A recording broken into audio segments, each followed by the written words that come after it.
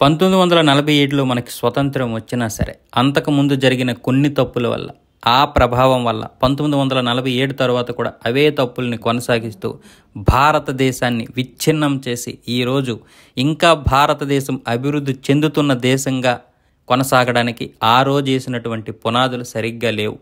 1947లో ఏ పార్టీని నమ్మి ప్రజలు ఓట్లేసి ఆ పార్టీని ప్రభుత్వంలో కూర్చోబెట్టారో దాదాపు 60-70 సంవత్సరాలుగా ఆ ప్రభుత్వం దేశాన్ని నిర్వీర్యం చేస్తూనే ఉంది. అయితే నెహ్రూ గారు చేసినటువంటి ముఖ్యంగా ప్రధానమైనటువంటి కొన్ని తప్పుల్ని మనం ఇక్కడ ప్రస్తావించుకుంటే అవి ఎంత పెద్ద తప్పులో, అవి దేశాన్ని ఏ విధంగా నిర్వీర్యం చేసాయో, ఇప్పటికీ నిర్వీర్యం చేస్తూ ఉన్నాయో అనేది ఆ రోజు కావాలనే చేశారా, లేకపోతే అనుకోకుండా చేశారా, లేకపోతే తెలియక చేశారా తెలియదు. కానీ ఈరోజు మనం అనుభవిస్తున్నటువంటి ఈ ప్రధానమైనటువంటి ఆర్థిక విధానాలకి, మన దేశం ఇంకా అభివృద్ధి చెందకపోవడానికి, మధ్యతరగతిలోనే మనం ఉండిపోవడానికి, పేదరికంలో ఇంకా మగ్గిపోవడానికి ప్రధాన కారణాలు ఆ రోజు వేసినటువంటి కాంగ్రెస్ ప్రభుత్వం చేసినటువంటి తప్పిదాలు. అందులో మొదటిది UN భద్రతా మండలిలో శాశ్వత సభ్యత్వం నిరాకరణ. ఆ రోజు మనం నిరాకరించాం కాబట్టి ఇప్పటికీ శాశ్వత సభ్యత్వం కోసం నోచుకోవడం లేదు. ఆ శాశ్వత సభ్యత్వం ఉంటే ఈరోజు మన దేశం చెప్పేవి ప్రపంచం వినేది. ఈరోజు మనం ప్రపంచం చెప్తే మనం వినే పరిస్థితికి తీసుకొచ్చారు. ఇకపోతే భారత్లో నేపాల్ చేరికను నిరాకరించడం.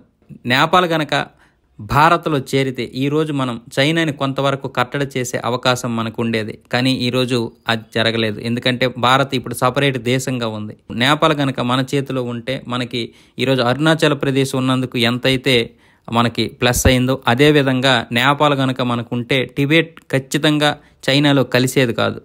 ఇకపోతే బలూచిస్తాన్ని భారత్లో చేర్చుకోకపోవడం. ఇప్పుడు ప్రస్తుతం బలూచిస్తాన్ పాకిస్తాన్లో ఉంది. ఇప్పటికీ సపరేట్ దేశం కావాలని అక్కడ కొన్ని పార్టీలు, కొంతమంది నాయకులు, వేర్పాటువాదులు ప్రయత్నాలు చేస్తూనే ఉన్నారు. ఇంకా చెప్పాలంటే అక్కడ స్థానికుల్ని చంపి కూడా అది ప్రపంచ స్థాయి సమస్యగా తీర్చిదిద్దడానికి ప్రయత్నాలు చేస్తున్నారు. కానీ వాళ్ళు ఎవరూ పట్టించుకోవడం లేదు. అందుకే కనీసం భారత్ అయినా పట్టించుకొని బంగ్లాదేశ్ని ఏ విధంగా అయితే మీరు విముక్తిని చేశారో పాకిస్తాన్ నుంచి, మమ్మల్ని కూడా ఆ విధంగానే పాకిస్తాన్ నుంచి విముక్తి చేయాలని ఇప్పటికీ బలూచిస్తాన్లు అయితే కోరుకుంటున్నారు. అంతేకాదు భారత్లో కలిపినా కూడా మాకు సంతోషమే అని ఇప్పటికీ చెబుతున్నారు. మన భారత జెండాలని కూడా పట్టుకొని వాళ్ళు నిరసనలు చెప్తున్నారు. ఆ ప్రభుత్వంపై నిరసనలు చేస్తున్నారు, పాకిస్తాన్ ప్రభుత్వంపై. ఇక కాశ్మీర్ సమస్యను సృష్టించడం జరిగింది. నిజానికి కాశ్మీర్ మనదే. మన దేశంలో గనక కాశ్మీర్ని కలుపుకుంటే ఈరోజు ఇన్ని తగువులు, ఇంత పెద్ద సమస్య ఉండేది కాదు. మనం ఎప్పటికీ కూడా ఆర్థికంగా నష్టపోవడానికి ప్రధాన కారణం కాశ్మీర్ అని చెప్పొచ్చు. దాదాపు ఇక్కడ భద్రతకే సంవత్సరానికి 500 నుంచి 800 కోట్ల రూపాయలు ఖర్చు అవుతుంది. అంతేకాకుండా మనం ఈరోజు అక్కడ పర్యాటక ప్రదేశాన్ని కోల్పోయాం. ఆ పర్యాటక ప్రదేశం కనుక ఉంటే ప్రపంచంలోనే నెంబర్ 1 పర్యాటక ప్రదేశం కాశ్మీర్ అయ్యేది. లేదా ప్రపంచంలోనే టాప్ 10 పర్యాటక కేంద్రాల్లో కాశ్మీర్ కూడా ఒకటిగా ఉండేది. అంతేకాకుండా దేశానికి దాదాపు 20 నుంచి 25 వేల కోట్ల రూపాయల ఆదాయాన్ని కూడా చేకూర్చేది. అనేక లక్షల మందికి ఉపాధిని కూడా అక్కడ కలిగించేది. కానీ ఈరోజు కాశ్మీర్ సమస్యను చేయడం వల్ల కాశ్మీర్లో మన దేశ పౌరులే అడుగు పెట్టలేనటువంటి పరిస్థితి నెలకొంది.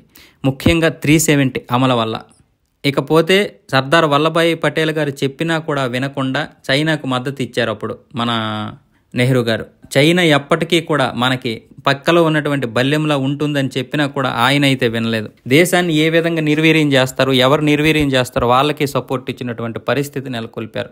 ఇక అణ్వాయుధాలను సమకూర్చుకోకపోవడం. అప్పటి నుంచి కూడా అణ్వాయుధాలు సమకూర్చుకుంటే ఆ రోజే భారతదేశం పైకి ఎవరు కూడా యుద్ధానికి వచ్చే పరిస్థితి ఉండేది కాదు. ఒకవైపు చైనా, దాదాపు మన పక్కలే ఉన్నటువంటి చిన్న దేశం పాకిస్తాన్ మనపై 4 సార్లు యుద్ధానికి వచ్చింది. యుద్ధం ప్రతిసారి ఓడిపోయినా మనం గెలిచినా కూడా దానివల్ల నష్టమైతే ఉంటుంది కదా. ఇకపోతే సినో ఇండియన్ వార్లో ఎయిర్ ఫోర్స్ను నియంత్రించడం. ఆ రోజు ఆ వార్లో ఎయిర్ ఫోర్స్ని నియంత్రించడం వల్ల మనకు జరిగినటువంటి నష్టం అంత ఎంత కాదు. ఈ నష్టాలన్నీ కూడా ఎందుకు జరిగాయో, ఎందుకు అసలు నివారించాల్సి వచ్చిందో కూడా ఇప్పటికీ సమాధానాలు లేవు. నాన్ అలైన్మెంట్ మూవ్మెంట్ వైఫల్యం. ఆ వైఫల్యం వల్ల కూడా దేశంలో చాలా వరకు అల్లుకొల్లలం జరిగింది. ఇక గోవా సమస్యను UNకు తీసుకువెళ్ళడం.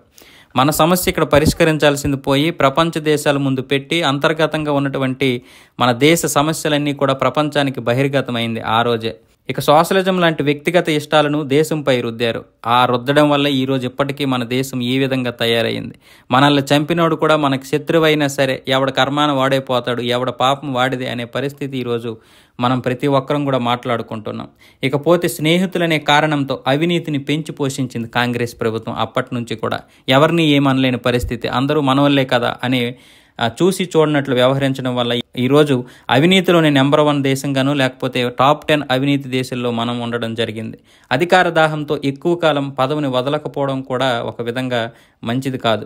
ఇక ఆర్టికల్ 19(1)(a)తో వాక్ స్వాతంత్రాన్ని కూడా హరించింది ఆ రోజు కాంగ్రెస్ ప్రభుత్వం. ఇక ప్రాథమిక విద్యను, కళలను పట్టించుకోకపోవడం కూడా పెద్ద ద్రోహం చేసినట్లే.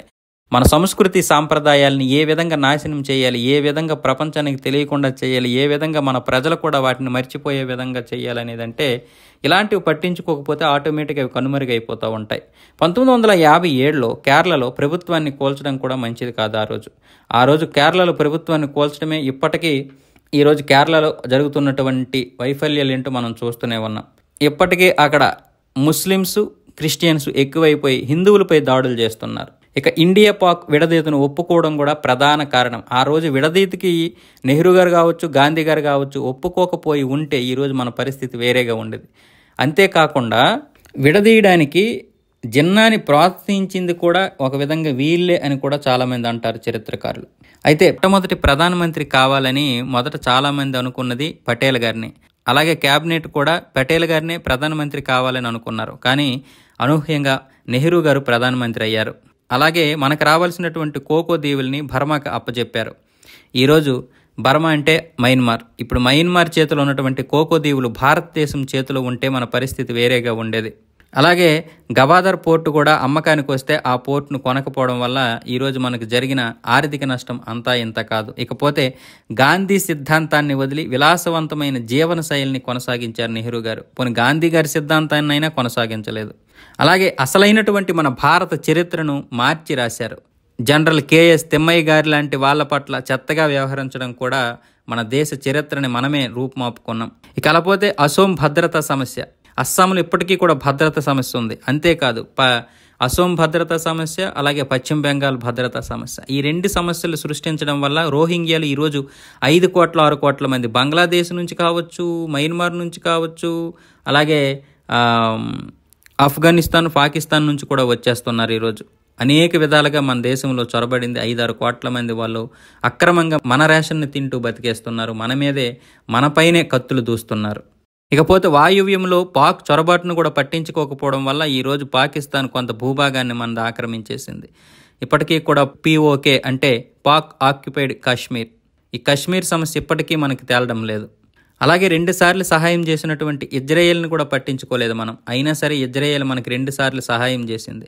ఇక సిక్కిం, అరుణాచల్ ప్రాంతాలను భారత్ మ్యాప్లో చూపకపోవడం కూడా ఆ రోజు నెహ్రూ గారి ప్రభుత్వం పట్టించుకోకపోవడం వల్ల ఈరోజు చైనా ఆ 2 ప్రాంతాలు మావే అని చెప్తుంది. ముఖ్యంగా అరుణాచల్ ప్రదేశ్ మాదే, మాకే ఇచ్చేయండి అని భద్రతా మండలి అంటే ఐక్యరాజ్య సమితిలో కూడా కంప్లైంట్ చేస్తుంది. అయితే మొన్న ఖచ్చితంగా అది భారత్దే అని ప్రపంచ దేశాలు చెప్పడం వల్ల, అలాగే అమెరికా కూడా అది భారత్కి చెందినటువంటి భూభాగమే అని చెప్పడం వల్ల చాలా దేశాలు కూడా వెనకబడ్డాయి. అలాగే మోదీ గారి నాయకత్వంలో అరుణాచల్ ప్రదేశ్కి పూర్తి సమస్య అయితే పరిష్కారం అయ్యే అవకాశాలు ఉన్నాయి. కాబట్టి చైనా కూడా కొంతవరకు తగ్గుముఖం పడుతుంది. ఇక జిన్నాను రెచ్చగొట్టి పాక్ అనే ఐడియాను సృష్టించింది కూడా వీళ్ళే. అలాగే నెహ్రూ లియాఖత్ ఒప్పందం కూడా చేసుకున్నారు. ఇది కూడా మనకి పెద్ద తలకాయ నొప్పిగా మారింది. అలాగే సంస్కృత భాషను పూర్తిగా పట్టించుకోకపోవడం, అలాగే ఉర్దూ, పర్షియన్ భాషలను భారత్పై రుద్దడం కూడా జరిగింది. ఇవన్నీ భాషా సమస్యను సృష్టించడమే. ఇష్టారీతిన రాష్ట్రాల విభజన జరిగింది. పారిశ్రామికీకరణను అణచివేశారు. వ్యవసాయాన్ని పట్టించుకోలేదు. మత మార్పిడులను ప్రోత్సహించారు. ఆర్టికల్ 370ని అమలు చేశారు. అక్షయ్ చిన్ను చైనాకు అప్పగించారు. కశ్మీర్లో భారత సైనికులు చనిపోతుంటే పాకుకి 55 కోట్లు కూడా కాంగ్రెస్ ప్రభుత్వం ఆ రోజు ఇచ్చింది. ఇది ఎవరైనా కాదంటారా? కావాలంటే ఇప్పటికీ లెక్కలున్నాయి, చూసుకోండి. ఇన్ని వైఫల్యాల వల్ల భారతదేశం ఇప్పటికీ అభివృద్ధి చెందుతూ ఉన్న దేశంగానే ఉంది.